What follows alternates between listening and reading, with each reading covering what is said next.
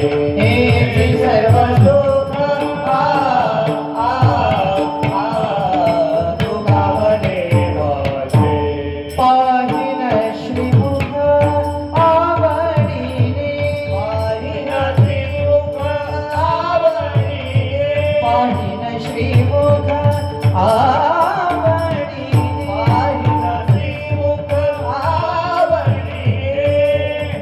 पाहिन श्रीमुख आवडीने आवडीने तुळसी हार गळा तुळसी हार गळा कासे पितांबर तुळसी हार गळा तुळसी हार गळा तुळसी हार गळा कासे पितांबर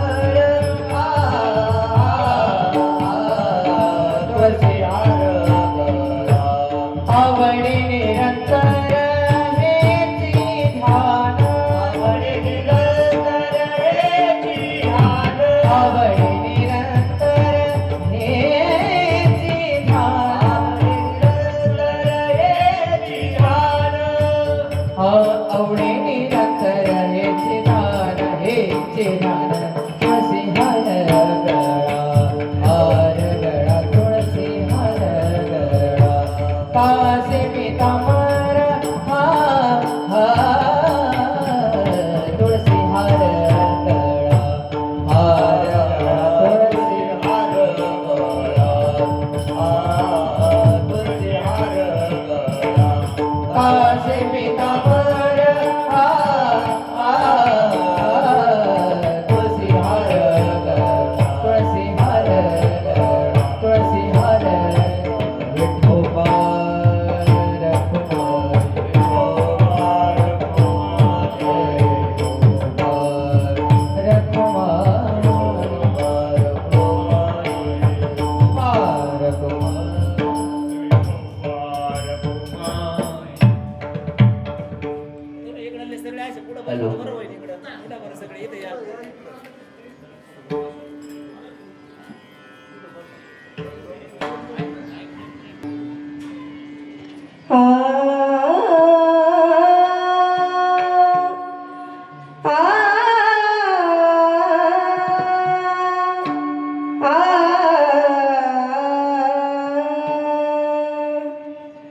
हरी जय राम कृष्ण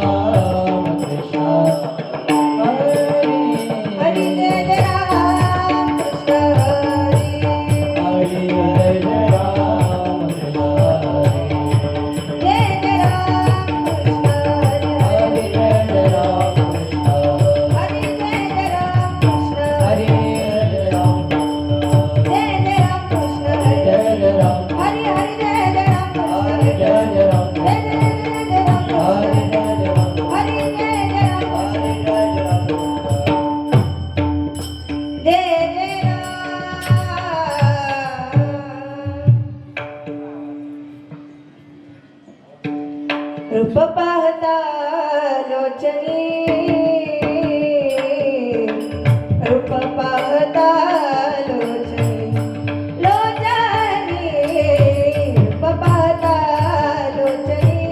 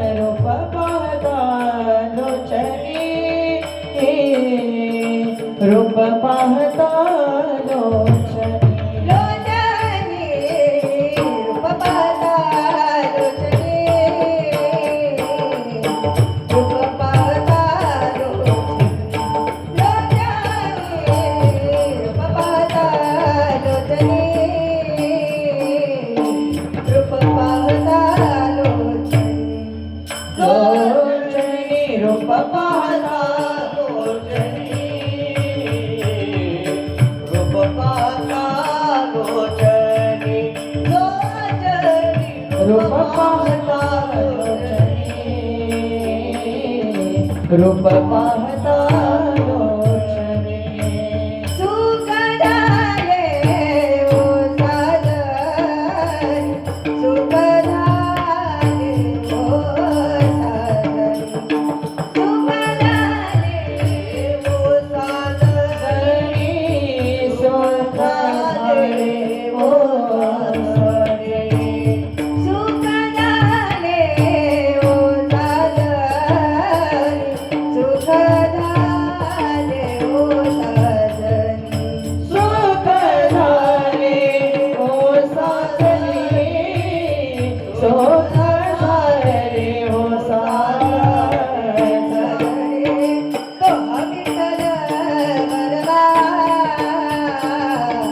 तो विठ्ठल बरवा बरवा तो विठ्ठल बरवा तो विठ्ठल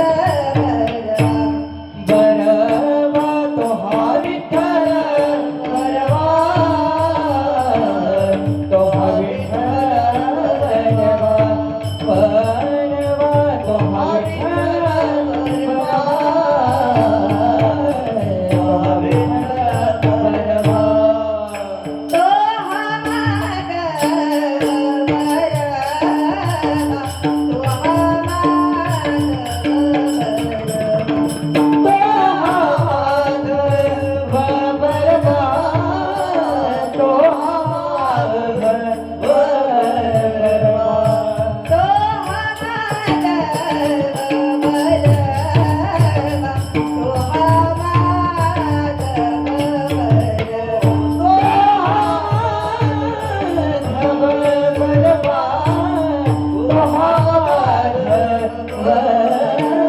बरवा तो हा विठ्ठल बरवा तो हा विठ्ठल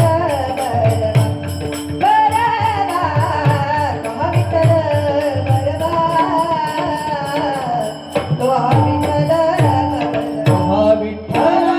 बरवा तो हा विठ्ठल बरवा तो हा विठ्ठल बरवा तो माग बरवा तो सुकृताची जोडी म्हणून विठ्ठली आवडी म्हणून विठ्ठली आवडी म्हणून विठ्ठली आवडी सुकृताची जोडी म्हणून विठ्ठली आवडी म्हणून विठ्ठली आवडी म्हणून विठ्ठली आवडी तो विठ्ठल बरवा तो विठ्ठल बरवा बरवा तो विठ्ठल बरवा तो विठ्ठल बरवा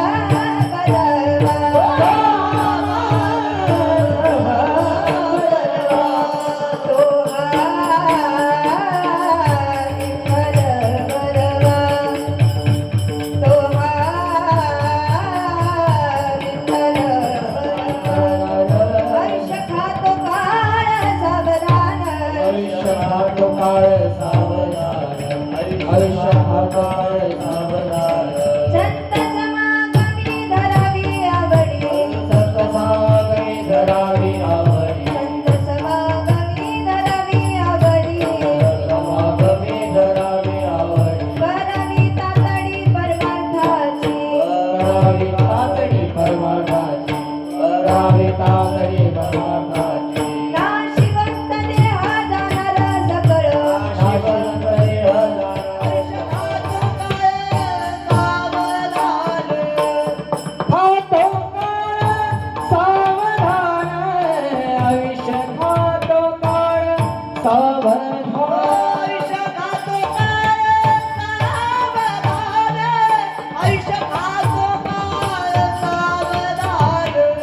आयुष्य खातो काळ सावधान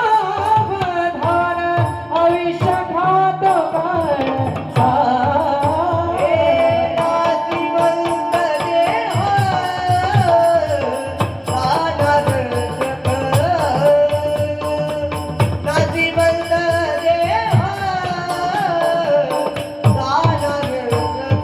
नाशिवंत देह जाणार सकळ हाय जाणार सकळ सकळ सकळ नाशिवंत देह जाणार सकळ आयुष्य खातो काळ सावधान. बाबा, हा देह कधी जाईल याचा भरोसा नाही, म्हणून तू विचार कर, क्षणाक्षणाला विचार कर. बघा या ठिकाणी तुम्हा आम्हाला जावं लागतंय, यात नवल नाही. तुम्ही आम्ही जाताय या ठिकाणी देहाला सोडावं लागतं, यात नवल नाही. पण देवाधिकांना सुद्धा जावं येथे नाही बोराले अवतार येथे नाही बोर आले अवतार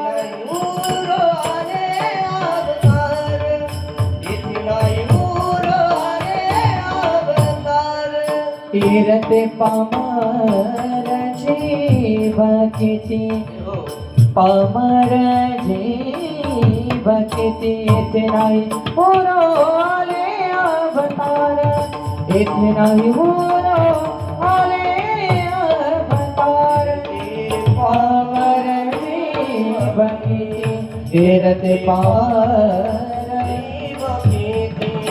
येथे नाही आले अवतार येत नाही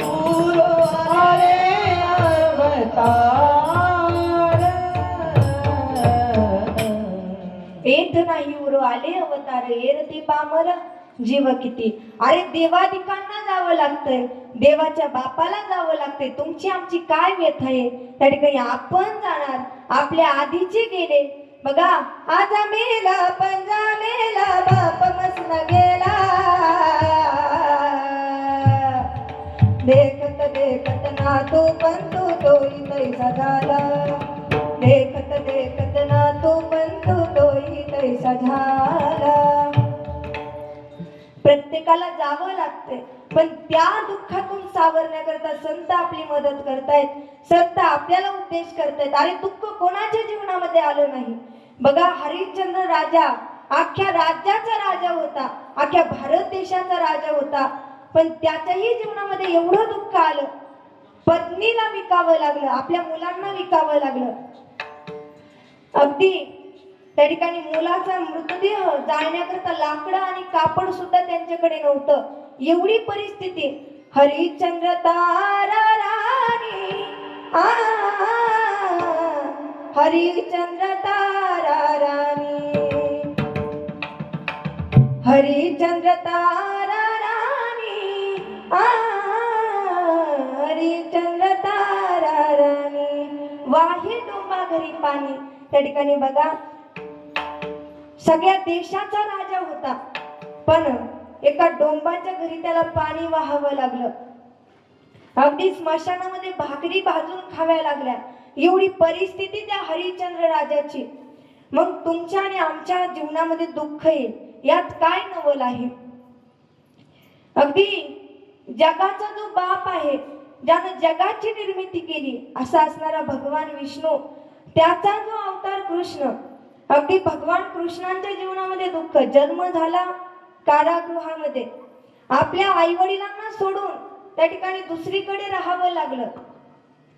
अगदी सगळ्या गवळणींना आपल्या आई वडिलांना पुन्हा सोडावं लागलं. मथुरेमध्ये गेले, मथुरेमध्ये स्वतःच्या मामाला मारावं लागलं, मथुराही सोडावी लागली. एवढी सगळं दुःखाची कारणं ज्याच्या जीवनामध्ये, तो जगाचा मालक, मग तुमच्या आणि आमच्या जीवनामध्ये दुःख का येणार नाही? या ठिकाणी प्रत्येकाचं जीवन हे दुःखानं भरलेलं आहे. जो देखे सो दुखिया बाबा, सुखिया कोई नाही रे. त्या ठिकाणी या ठिकाणी सुखी आहे असा कोणीच नाही. सुखाचा विचार नाही कोठी हो, सुखाचा विचार नाही कोठी, सुखाचा विचार नाही कोठे हो, सुखाचा विचार नाही कोठे. दुःख बांधवडी आहे हा संसार, दुःख बांधवडी आहे हा संसार.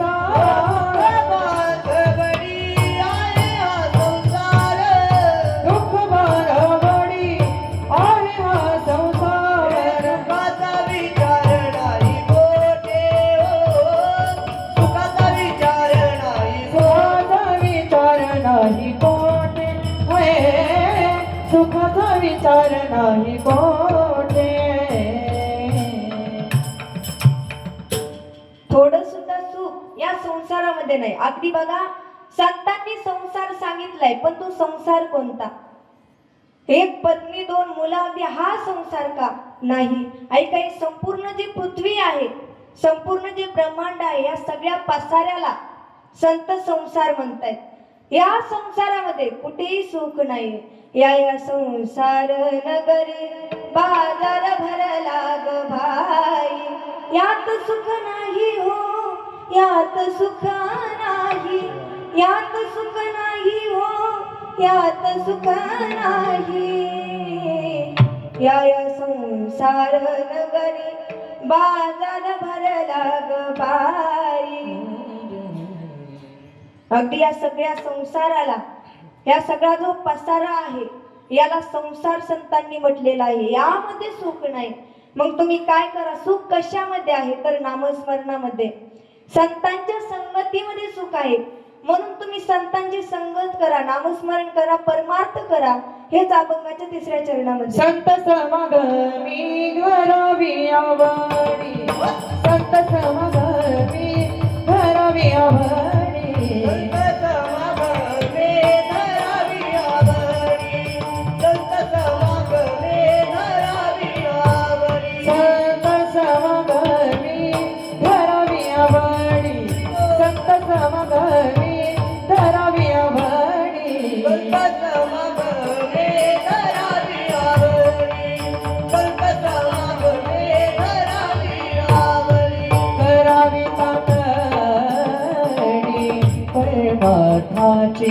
करावी तातडी परमार्थाची नाशिवंत देह जाणार सकळ, नाशिवंत देह जाणार सकळ.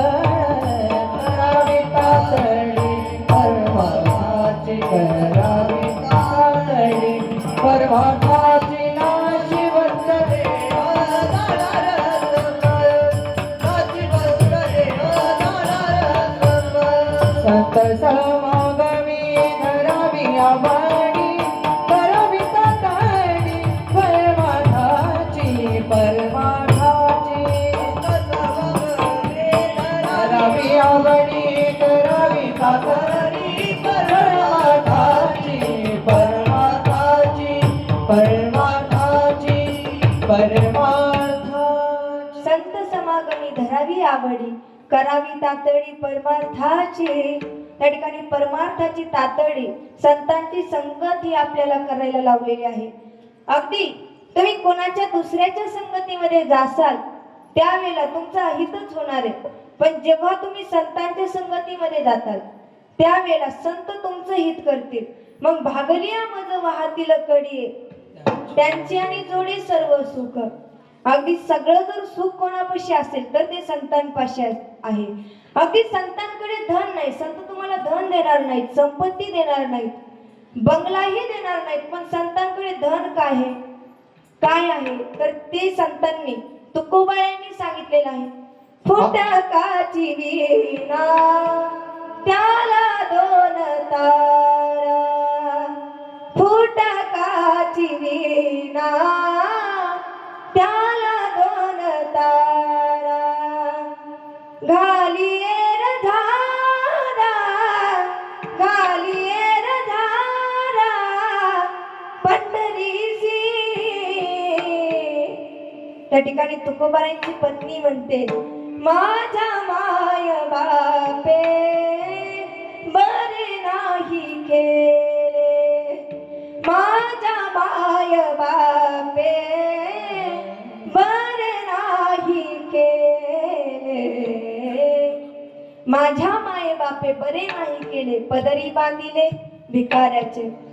अगदी बघा तुकोबारायांची पत्नी त्यांना भिकारी म्हणते पण त्यांच्याकडे संपत्ती काय फुटकाची वीणा त्याला दोन तारा घाली येर धारा पंढरीशी. जीवनामध्ये तुम्ही एवढं धन कमवताय एवढी संपत्ती कमवताय पण आपल्यासोबत एक कवडी सुद्धा जात नाही. एवढा मोठा तो राजा रावण 80,000 पत्न्या 1 लाख मुलं 1.25 लाख नातू. आता मला सांगा रावण जर आपल्या काळामध्ये असता तर मतदानाला जर तो उभा राहिला असता तर निवडून कोण आला असता. अगदी परिस्थिती अशी झाली असती हमारे आंगन में तुम्हारा क्या काम है. रावण जर आता असता तर एवढी मोठी संपत्ती रावणाची रावणाकडे धन किती बघा अगदी संपूर्ण लंका ही सोन्याची होती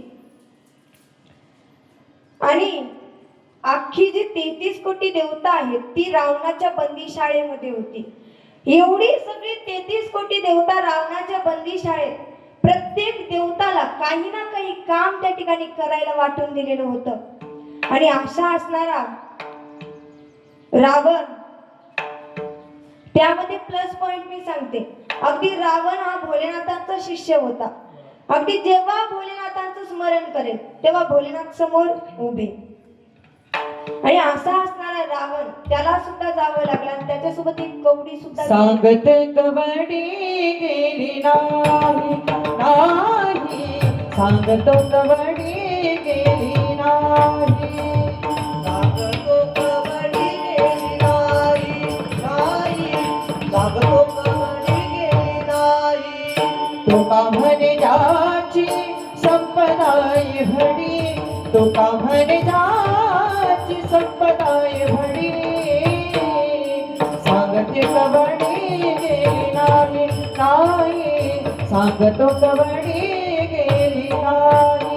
कवडी ज्याची संपदाय भडी तो कवडी ज्याची संपदाय भडी सांगते कवडी गेली नाही सांगतो कवडी गेली नाही गेली नाही.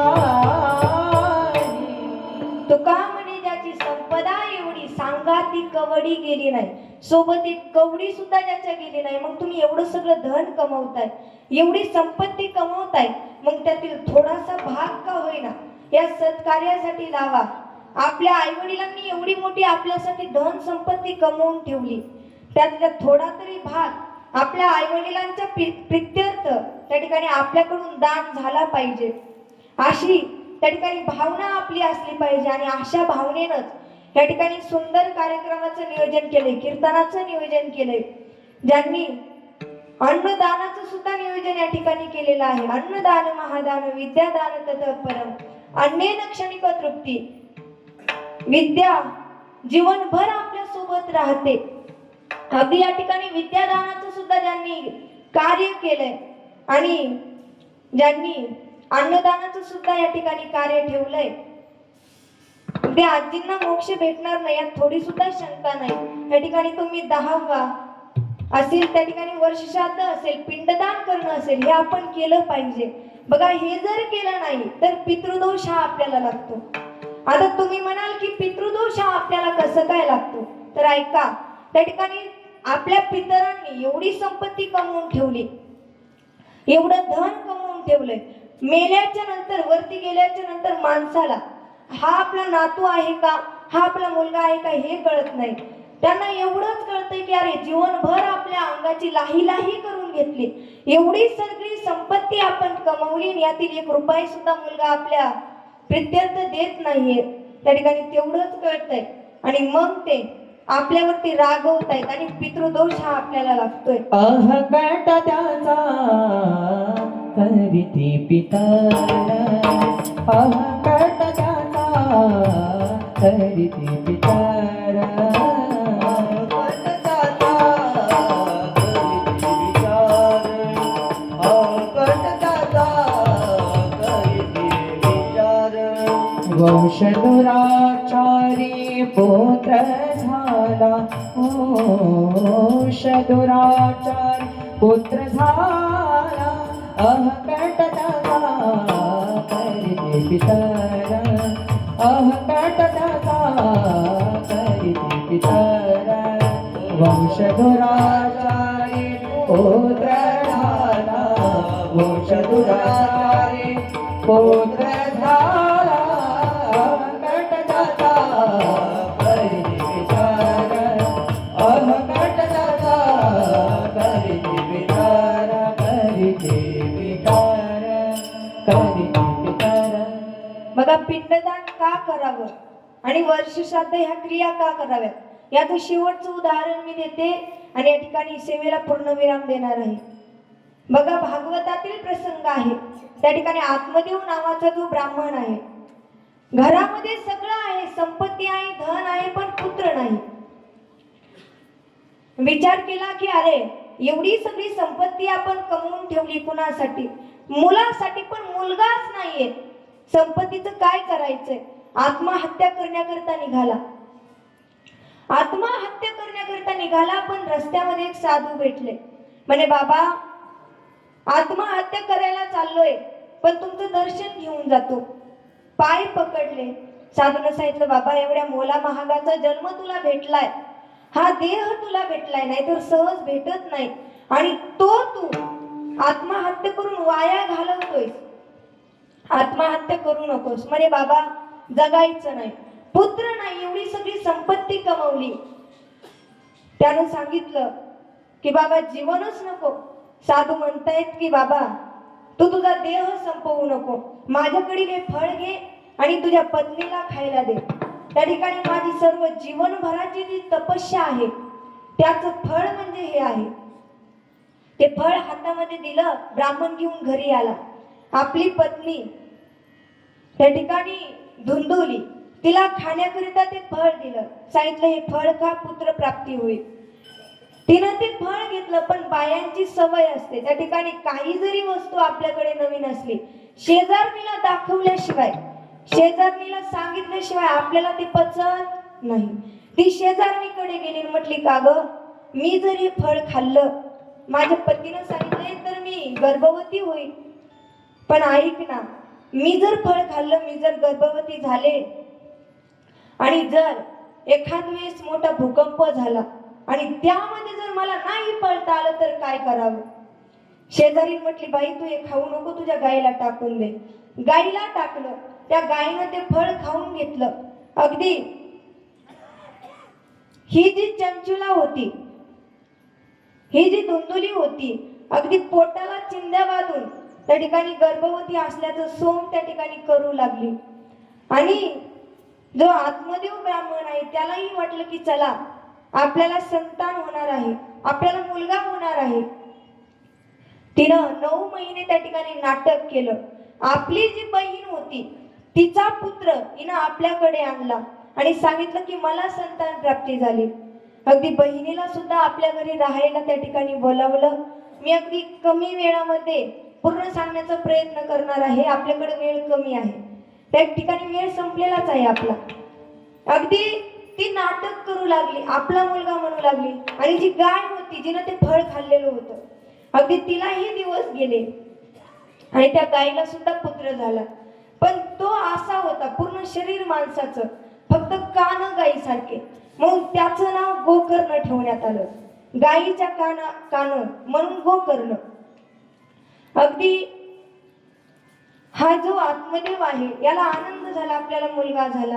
पण जसा जसा मुलगा मोठा होत होता तसा तसा वाईट मार्गावरती चालला. हा जो धुंदुकारी होता वाईट वागायला लागला, त्या ठिकाणी वाईट मार्गावरती चालला, व्यसन करणं असेल, वेश्यागमन असेल, त्या ठिकाणी शिकार करणं असेल, चोरी करणं असेल, हे सगळे वाईट कर्म तो करू लागला. आत्मदेवाला त्या ठिकाणी शिव्या शाप हा देऊ लागला. शेवटी आत्मदेव पुन्हा रडायला लागला आणि आत्महत्येचा विचार करू लागला. जो आत्मदेवाचा पुत्र होता गोकर्ण, त्यानं समजावून सांगितलं, बाबा आत्महत्या करू नका, अगोदर तुम्ही पुत्रप्राप्तीसाठी रडत होतात आणि आता संतान झाल्याच्या नंतर ते वाईट निघालं म्हणून रडतायत. बाबा तुम्ही एक काम करा, तुम्ही जा वनामध्ये तपश्चर्या करा. पुत्राच्या सांगण्यावरून वनामध्ये आत्मदेव ब्राह्मण निघून गेले आणि हा जो गोकर्ण होता तो सुद्धा विद्याभ्यास करण्यासाठी त्या ठिकाणी निघून गेला. काही दिवसांनी पुन्हा हे आल्याच्या नंतर पाहिलं, मध्ये हा जो धुंदुकारी राहिला होता त्यानं आपली जी आई आहे तिला सुद्धा त्या ठिकाणी मारून टाकलं पैशामुळे आणि काही वेश्यांना घरामध्ये आणलं. त्या वेश्यांनी हा जो धुंदुकारी होता याला एवढं वाईट मरण दिलं, तोंडामध्ये विस्तव भरला, खूप सापासारखं तोंड ठेचलं, अगदी मरत नाही म्हणून पुरून टाकलं.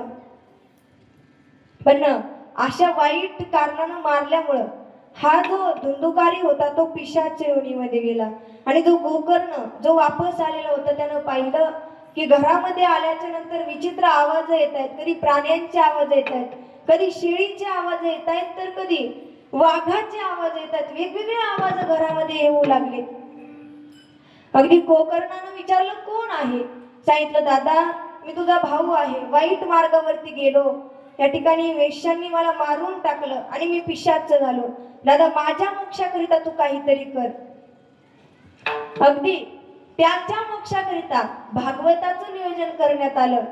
7 दिवसाचं भागवत ऐकवलं, शेवटी पिंडदान करण्यात आलं आणि ते पिंडदान केल्याच्या नंतर तो जो धुंदुकारी होता त्याला मोक्ष भेटला.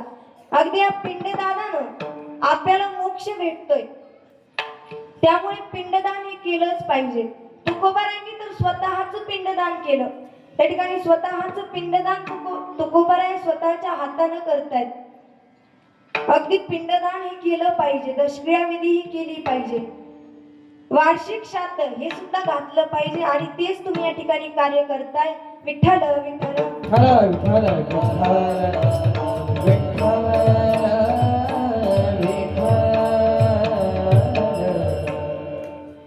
या ठिकाणी आजींच्या वर्षश्राद्धानिमित्त तुम्ही या कार्यक्रमाचं नियोजन केलं.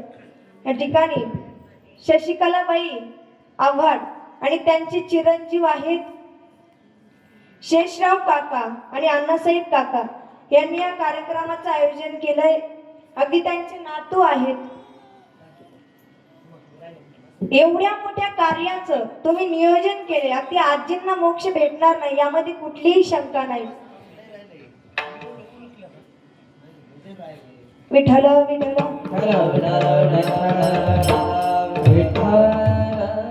क्षणोक्षणा हाची करावा विचार, तरावया पार भव सिंधू, नाशिवंत देह जाणार सकळ, आयुष्य खातो काळ सावधान, संत समागमी धरावी आवडी, करावी तातडी परमार्थाची, तुका म्हणे हा लोकीच्या व्यवहार, नका डोळे धुरे भरून राहो, विठोबा रघुमाई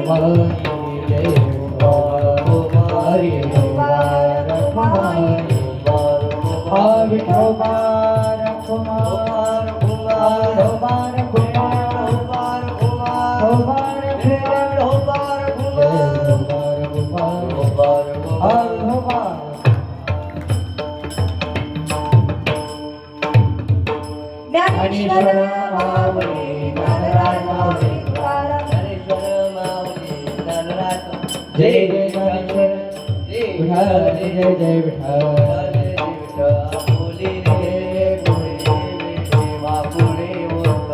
करा क्षमा पराध महाराजा तुम्ही, करा क्षमा पराध महाराजा तुम्ही, तुका म्हणे ज्ञानेश्वरा राखा